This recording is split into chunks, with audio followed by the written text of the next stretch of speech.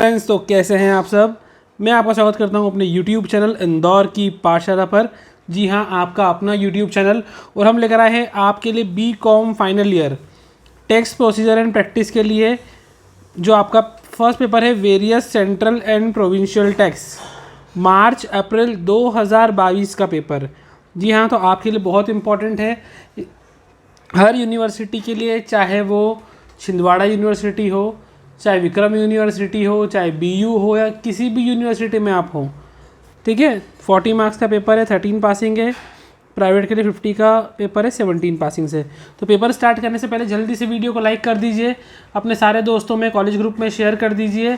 और अगर आप चैनल पर नए हैं, सब्सक्राइब कीजिए और बेल आइकन ज़रूर दबाइए ताकि कोई अपडेट आपसे मिस ना हो। और हाँ, जैसा मैंने पिछले बार बच्चों से वादा किया था, ये संडे आपके लिए बहुत स्पेशल होने वाला है, तो बिल्कुल लास्ट तक बने रहिएगा वीडियो पर। और संडे को आपके लिए कुछ स्पेशल होने वाला है चैनल पे, जल्दी सब्सक्राइब कीजिए और बेल आइकन दबाइए। यह हम देखते हैं। पहले ऑब्जेक्टिव सेक्शन है हमारे पास। सीमा शुल्क है, कस्टम ड्यूटी इज़। अब देखिए, इसमें तो कोई दो राय नहीं है कि कस्टम ड्यूटी कैसा टैक्स है ना। अगर ये नहीं आता तो मतलब ही नहीं है फिर पढ़ने से। मध्य प्रदेश आबकारी अधिनियम किस वर्ष में अस्तित्व में आया था? In which year MP excise act come into force. वृत्ति कर लगाने का आधार क्या होता है? Professional tax is levied on the basis of. किस बेसिस पे प्रोफेशनल टैक्स लगता है? नेक्स्ट है, स्थावर संपत्ति में शामिल है। Immovable property includes. अब इमूवेबल प्रॉपर्टी में क्या क्या शामिल है वो आपको देखना है, बहुत सिंपल है। तो नेक्स्ट है, सीमा शुल्क अधिनियम में सज़ा के प्रकार बताना है। Types of punishment in custom act are. मतलब कस्टम ड्यूटी अगर नहीं पे करते हो या कोई फॉल्स काम करते हो तो कौन कौन सा पनिशमेंट आपको मिल सकता है। पेनल्टी मिलेगा या सिर्फ कारावास होगा या फिर माल को जब्त कर लेंगे, सब कर सकते हैं। तो आसानी से बता सकते हो यार। देखिए, ऑब्जेक्टिव का आंसर आपको नहीं बताने का रीज़न सिर्फ इतना ही है कि आप थोड़ी सी मेहनत खुद भी करें। एग्ज़ाम में अगर हर चीज़ हम ही दे देंगे तो आप पढ़ाई भी नहीं करोगे फिर, इसलिए। सेक्शन B के अंदर है पहला क्वेश्चन, सीमा शुल्क के स्वरूप बताइए। Mention the forms of custom duty. अच्छा, मैं आप सबसे ये कहना चाहता हूँ कि मेरे unit wise importance already video upload कर चुके हैं। आप प्लेलिस्ट में जाकर देख सकते हैं। पहले वो इम्पॉर्टेंट की वीडियो देख लीजिएगा, उसको याद कर लीजिएगा, देन आप पूरा पेपर आसानी से खुद से सॉल्व कर पाओगे। इसके और में जो क्वेश्चन है, देखिए, GST लागू होने के बाद सीमा शुल्क की गणना विधि समझाइए। Discuss the procedure for calculation of custom duty after implementation of GST। देखिए, GST के पहले से कस्टम ड्यूटी चलता आ रहा है, उस समय कुछ प्रोविजंस थे, GST के बाद उनमें कुछ बदलाव आया है, तो उसकी प्रोसीजर के बारे में आपको बताना है। सेकेंड है, मध्य प्रदेश आबकारी अधिनियम का संक्षिप्त परिचय। Give brief introduction of MP excise act. इसके और में है आपके पास, भारत में बनी विदेशी मदिरा के आयात की प्रक्रिया। Discuss the process for import of Indian made foreign liquor. Important question है ये।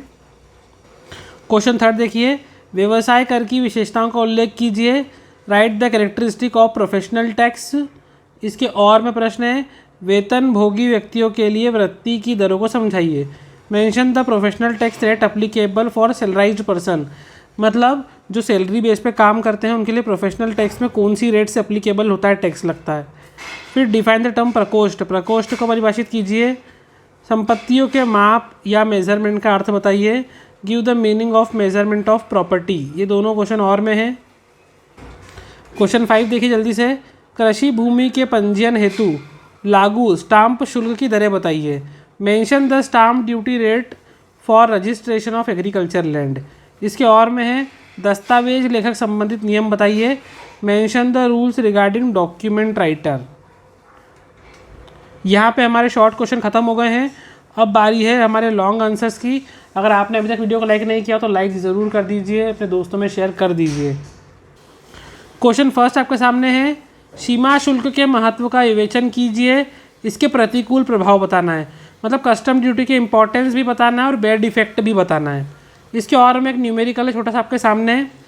एक आयातित मशीन का बीजक मूल्य $8,000 है। पैकेजिंग के पैसे लिखे हैं, जहाज़ का भाड़ा दिया है, बीमा की प्रीमियम दिए, भारत में इसको इस्टेब्लिश करने के अमाउंट भी दिए। डॉलर का मूल्य ₹62 है। तो सीमा शुल्क के लिए मशीन का मूल्य निकालना है। बहुत ही आसान क्वेश्चन। आपको मशीन की इनवॉइस प्राइस दी है, पैकिंग चार्जेस दिए हैं, फ्राइट दिया है, इंश्योरेंस भी दिया है, इंस्टॉलेशन चार्जेस तो रुपीज़ में ही दिए हुए हैं।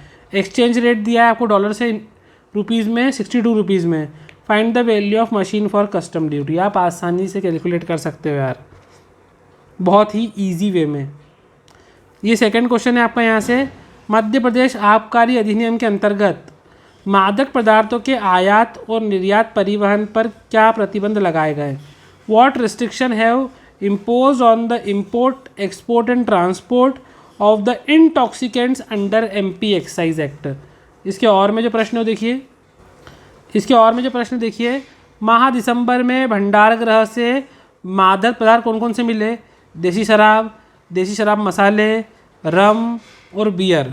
तो आबकारी शुल्क कितना होगा बताना है आपको इंटॉक्सिकेंट्स इशू हुए वेयर हाउसेस से जनवरी के मंथ में, उसमें कंट्री लिकर ये प्लेन थी, ये स्पाइस्ड थी मतलब मसाले वाली, फिर रम है उसके अंदर और बियर है। तो आपको एक्साइज ड्यूटी बताना है कि कितनी चार्ज होगी। थर्ड क्वेश्चन आपके सामने, give an introduction of MP professional tax and point out their main features. Madhya Pradesh वृत्ति का परिचय दीजिए और विशेषता बताइए। इंपॉर्टेंट क्वेश्चन है ये तो। और discuss the procedure for depositing professional tax and filing return. व्यवसाय कर जमा कराने एवं विवरण प्रस्तुत करने की प्रक्रिया समझाइए। ये दोनों क्वेश्चन बहुत इंपॉर्टेंट है।